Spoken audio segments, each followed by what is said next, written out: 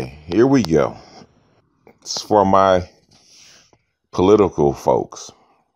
My thoughts briefly on Donald Trump in his first 100 days. Well, actually, it's been more than that, but give or take a week. Donald Trump is everything I thought he would be and more. He is probably the most entertaining president we've probably ever had. Even better than George Bush Jr. and his misspelled words. I had underestimated how much of an amateur that Donald Trump would be in the White House. Well underestimated it. He's probably the most unprepared person to ever actually get into the Oval Office. You know, got to remember Barack Obama, no matter what we think about him, was a senator for at least 3 years before he entered office and had been a state senator before that. So he was actually in political life a long time before he actually got to the White House. So even though Barack Obama wasn't as unprepared, so he kind of knew the deal a little bit. So his learning curve wasn't as steep. Donald Trump has never done this before, never got within sniffing distance of this before. And other than bribing officials, not bribing, but saying giving donations to political officials, he's never even thought about doing this before. So I have severely underestimated Donald Trump's naivete and his not being prepared for the White House or to be president. Now, what I have severely overestimated Donald Trump is his ability to learn and shrink his learning curve. Because I, like everybody else, drank the Kool-Aid and said Donald Trump, because he's a billionaire, was a very smart man. Now, while I haven't seen evidence that I have seen evidence, he's not smart at the level of where you need to be president of the United States. Let's put it that way. I think Donald Trump is about perhaps a little bit over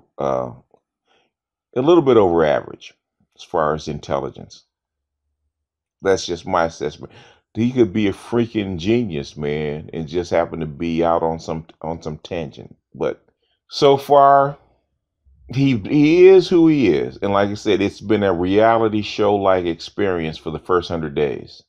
The only thing is that he brought the nation into his reality show, so we all suffer at the hands of Donald Trump. Like I said, in the very beginning, like I used to basically complain about him not having his staff fully fleshed out in the interim time that he was supposed to hire all those people before he actually took the oath. He didn't do that. He's been hiring and firing people since then.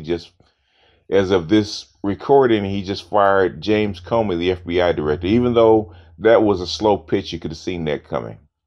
I think Comey actually wanted to be fired because he didn't want to testify in front of Congress about what he knew about hacking and emails.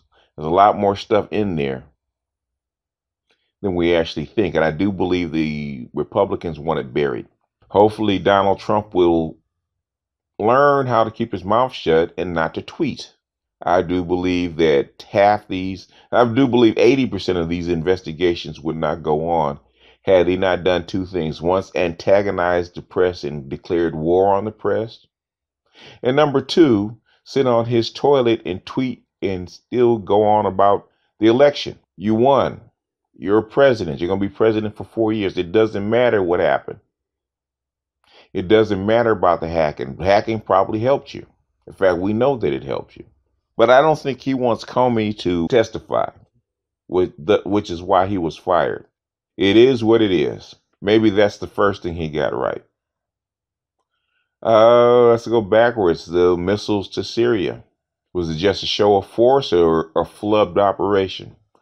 I think it's more of both. I think it's a flubbed operation because I think the Russians brought down half those cruise missiles. And the other thing is, I think it's a show of force. It actually helped his Supreme Court justice get in. It actually put the press on his side for a little bit.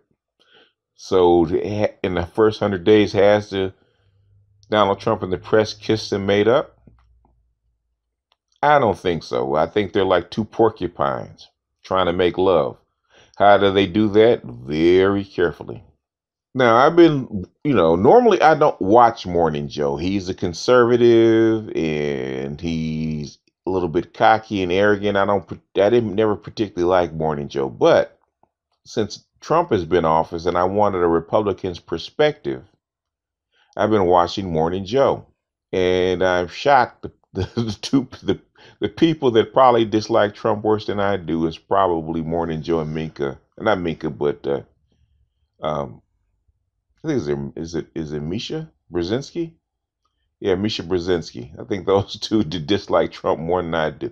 I don't think Morning Joe dislikes Trump. He doesn't think he's a very good president. Which I am in total agreement about him not being a particularly good president to this point. He's only been in office like 4 months. Was it 4 months, 3 months? So he's just really getting his feet wet. So I'm willing to give him a little bit more time. As far as immigration is concerned, Barack Obama had already started that flow outward because there's no jobs.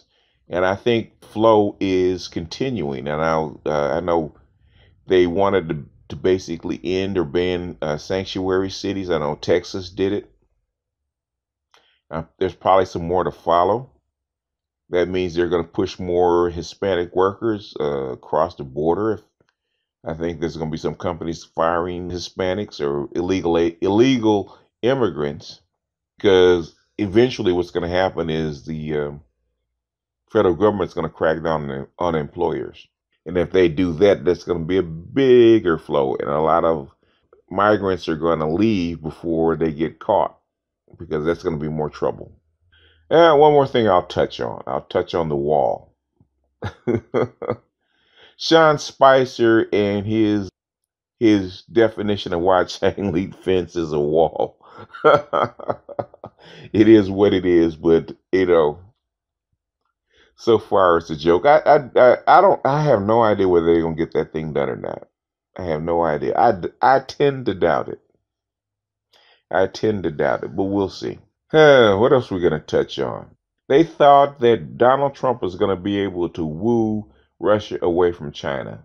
That does not seem to be the case. I think Mad Dog Mattis and Donald Trump have actually started to piss Russia off. With the missile strikes on Syria, I think it kind of pissed Putin off, and they just pushed him closer and tighter into the arms of the Chinese, which they were already there anyway. So on that front, I would give it a push. So I'll give Donald Trump a push on that one because it's basically a continuation of the Bush family and then passed on to Barack Obama and now it's in not George Bush's, but Donald Trump's lap. So I'm going to give him a break on that one. Employment hasn't gone too well as we can see.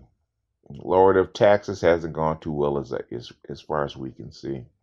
There's a lot of things that will probably need to be flushed out. I don't know if he can do it or not, but we'll see. Next, his war on the press goes unabated. They hate him, he hates them. There's a constant back and forth between the two of them. But like Morning Joe says, you're not going to beat all of them. You're not going to beat the press. And if they're not your megaphone and they control the narrative, you're going to have issues.